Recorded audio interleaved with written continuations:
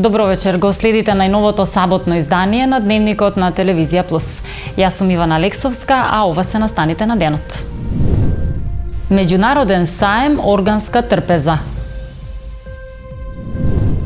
Мила Смилевска четврта на светски натпревар. Неджата Кифи, нов координатор на ЗНМ Куманово.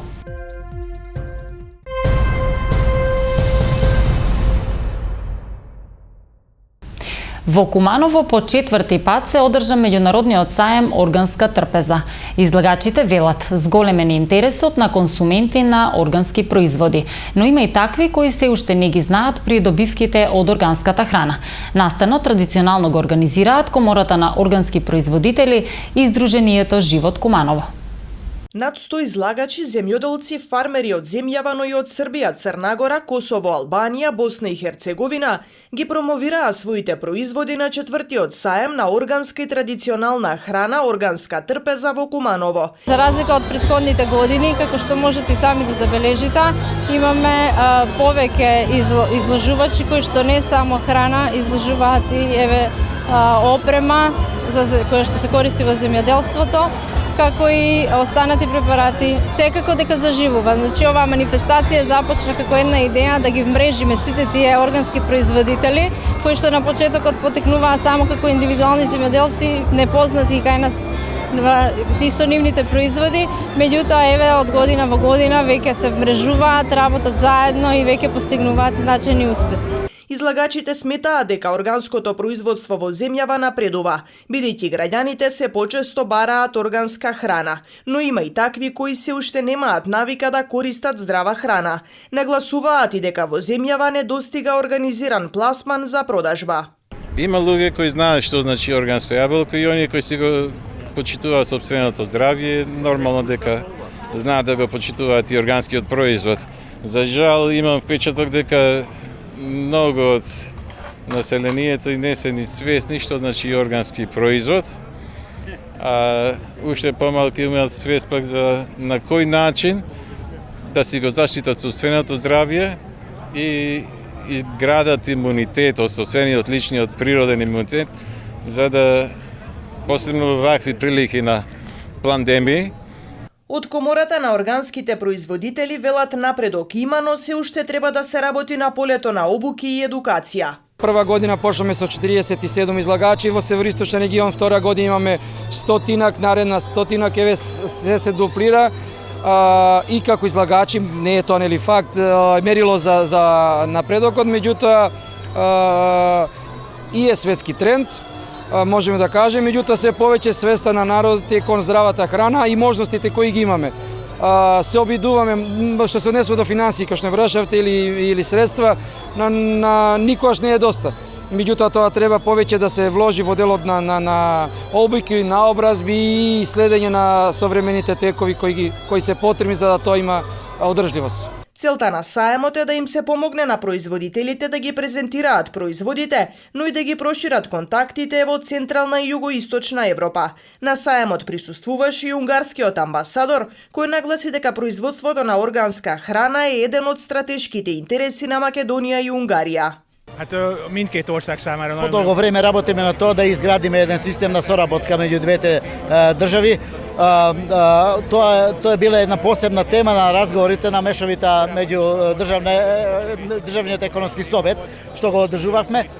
Саемот органска трпеза традиционално веќе четврта година го организира Комората на органски производители и Сдруженијето Живот од Куманово. Настанот се одржа на отворено согласно протоколите за заштита на здравјето. Вкупно 1.060.552 лица, 455.478 домаќинства и 632.742 станови се попишани заклучно со 20 часот вчера, објави денеска Државниот завод за статистика. Денеска е 21-иот ден од пописот 2021 и до крајот остануваат уште 5 дена пописни активности. Можноста за само попишување на лица во странство пак досега искористиле 195.477 лица. Пописот на населението, домаќинствата и становите во Република Северна Македонија, кој официјално започна на 5 септември, ќе трае до 30 септември.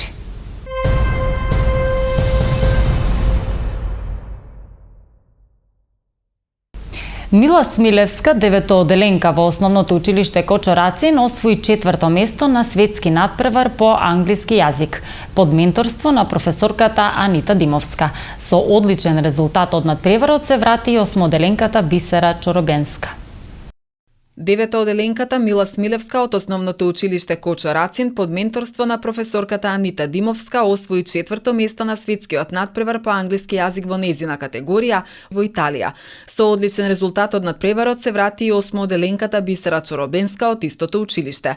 Презадоволни од постигнатите резултати се и ученичките, но и наставничките, имајќи предвид дека се надпреварувале со нивни врсници од Европа, Азија и Африка. Се состои од повеќе етапи и по првиот круг во кој што учествува 48.000 учесници од целиот свет, поточно од 3 континенти, Европа, Азија и Африка. Нашите ученици поминаа во вториот круг, а тоа е полуфиналето, па со одлични резултати на полуфинале веќе се пласира Мила Смилевска, мојата ученичка од 8-3, сега 9-3. Таа се пласираше на Hipo EQ, тоа е европски квалификации на европско ниво, и бевме на надпревар кој што се одржа од 16 до 18 октомври во Римини во Италија. Во меѓувреме ученичката на колешка Сонја Коцевска, тоа е Бисера Чоробенска од лани 7, сега 8 оделение, таа се пласираше во Лидо Диезоло директно на светскиот надпревар во финалето. Надпреварот на светско ниво го организира Сдруженијето Global Hipo веќе 9-та година. Благодарение на нивното гостопримство, ние прекрасно си поминавме. За Мила и за мене беше организирано се во Римини. Надпреварот протече со одлично и се радувавме на прекрасниот резултат на Мила. Таа освои прво место и во својата категорија Hipo 3, тоа е за ученици од 8 и од 9 оделение.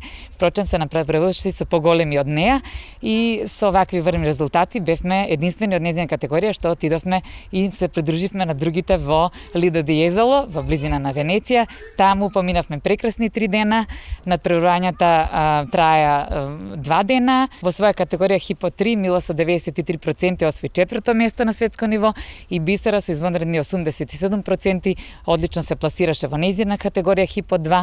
Секако дека освен тоа, како во незаборавни спомени ќе им останат и прекрасните доживувања и новите пријателства што ги стекнаа. Јас сум презадоволна со мојот освоен успех. Покрај мене се задоволни мојата професорка или менторка Анита Димовска, мајка ми Лидија и брат ми Лука. Тие навистина беа пресреќни кога ги дознаа вестите и покрај нив и јас бев среќна. Всушност прашањата во оваа година беа малку поразлични од минатата, така да тоа беше малку поголем предизвик, но сепак бевме спремни со мојата професорка, веќе со месеци вежбаме дури преку летниот распуст. Конкуренцијата беше баш онака јака, но стекнав и многу пријателства и запознав ново друштво со деца од Хрватска, од Србија, Унгарија и така натаму. Покрај тоа што не присуствувам на приватно училиште, речникот го зголемувам со тоа што читам полно книги на англиски. Овој надпревар и всушност и другите надпревари во кои што се надпреварувам се само потик за иднината, бидејќи знам дека и во иднината ќе треба пак да се надпреварувам и тоа е навистина интересен предизвик за мене. Училиштето Кочо Рацин со своји ученици на светскиот надпревар по англиски јазик учествува последните 6 години од 2015-та. Во текот на вчерашниот ден, Министерството за внатрешни работи спроведе зајакната акциска контрола на територијата на земјава за санкционирање на возила кои се движат со брзина поголема од дозволената, при што санкционирани се 253 возачи.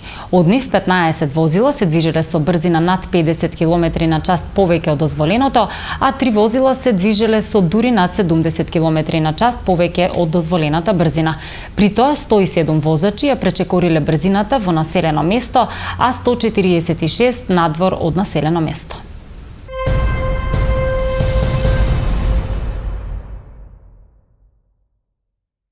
Центарот за интеркултурен диалог во соработка со Фондацијата Метаморфозис проведе истражување за отвореноста на локалните самоуправи во земјава. Според резултатите, единиците на локалните самоуправи во североистокот се транспарентни и отчетни. Во рамки на проектот на УСАИД за граѓанско учество, Центарот за интеркултурен диалог ЦИД во соработка со Фондацијата Метаморфозис проведе мерења на отвореноста на локалната самоуправа во земјава. Во процесот на спроведување на истражувањето беа вклучени 8 локални граѓански организации. Со истражувањето за 2021 година беа опфатени сите 80 општини и градот Скопје. Истражувањето се спроведе од 1 јуни до 15 јули. Истражувани се веб страниците на општините според дефинирани индикатори и прашалник доставен до општините за да се потврдат наодите добиени од онлайн мониторингот. Во однос на планските региони во подобласта заложба за транспарентност и отчетност, највисоко се оценети единиците на локалните самоуправи во североисточниот регион 41%. Во однос на подобласта организацијски информации, највисоко исто така се оценети единиците во североисточниот регион 51%, додека во подобласта мониторинг и евалуација најниско се оценети општините од североисточниот регион, односно 0%. Истражувањето за 2021 година покажа дека општините имаат функционални веб страници, но значаен дел од нив се развиени на многу ниско ниво. Повеќето општини не работат доволно за да ги задоволат стандардите за отвореност. Општините треба да ја зголемат транспарентноста во нивното работење, а особено објавувањето на податоци во однос на одлуките кои ги носат градоначалникот и советот, стратешките и планските документи, документите за следење и мерење на ефикасноста на политиките и податоците во однос на финансиското работење. Потребно е општините повеќе да работат на зголемување на отвореноста и нивното работење, да го заснуваат врз принципите на транспарентност, отчетност и учество, што подпомогнато од новите технологии и иновациите ќе го унапреди јавното управување и ќе ја зајакне јавната администрација и демократија, стои во истражувањето. Неџат Акифи е назначен за нов координатор на Сдруженијето на новинари на Македонија за североисточниот регион. Повеќе во прилогот што следува. Долгогодишниот новинар Неџат Акифи, кој е дел од јавниот сервис и локалната телевизија Феста, е избран за координатор на Сдруженијето на новинари на Македонија за североисточниот регион. Тој доби едногласна поддршка од колегите членови на Сдруженијето од Куманово, кои присуствуваа на регионалната средба на ЗНМ и ССНМ. Акифи досега имаше коректен и високопрофесионален однос со ЗНМ во интерес на заемната соработка и процесот на унапредување на условите, работничките права и безбедноста на новинарите и медиумските работници од Куманово. Истакна дека ваквите средби на медиумските работници се доста корисни и потребни, како би можеле навремено да се споделат предизвиците и проблемите со кои секојдневно се соочуваат новинарите и медиумските работници. Преку зачестените средби, ЗНМ ќе има поголема координираност и солидарност во решавањето на проблемите како на локално, така и на национално ниво, рече Акифи. Председателот на Сдруженијето на новинари на Македонија, Младен Чадиковски, нагласи дека ЗНМ во екот на пандемијата изминатата година помагаше во интерес на безбедноста и здравието на новинарите и медиумските работници со обезбедување на заштитна опрема, антиген тестови, вакцинација. ЗНМ и ССНМ учествуваа и беа конструктивен партнер во носењето на владините мерки во интерес на новинарите и медиумските работници, како и процесот на зголемување на платите во МРТ и МИА, Фонд за медиуми, како и изготвување на протоколи за безбедност, истакна Чадиковски. Една од најдобрите млади ракометарки, не само во Куманово, туку и во државата, Мила Трајковиќ, направи неочекуван трансфер и замина од женскиот ракометен клуб Куманово во составот на Металург. Трајковиќ игра на крилната позиција, беше столбот во изминатата сезона и со тимот на Куманово освои двојна круна во домашниот ракомет за дами. Трајковиќ има играно во кадетската, младинската и сениорската репрезентација на Македонија и е целосен производ на ЖРК Куманово. Во пионерската лига беше најдобар стрелец во државното првенство, во кадетската лига беше прогласена за MVP, како и во Купот на Македонија. На Европското кадетско првенство во Скопје беше MVP на одлучувачкиот дуел со Фарски острови, а до титулата најтрофеен играч стигна и на меѓународниот турнир во Бар, каде настапува екипи од Србија, Црна Гора и Шведска. Освен Трајковиќ, од составот на Куманово замина и долгогодишниот капитен Александра Боризовска.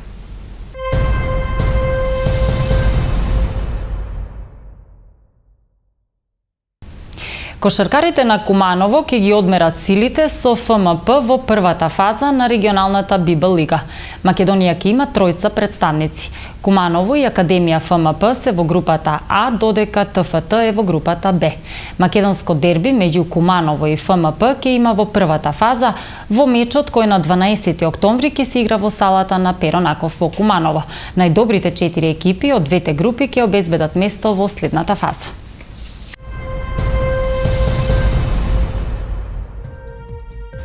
Времето денеска во Куманово беше променливо сончево. Максималната температура се искачи до 27 степени, а минималната беше 9 степени Целзиусови. За утре метеоролозите најавуваат сончево време. Дневната температура ќе достигне 28 степени, а утринската ќе биде до 11 степени.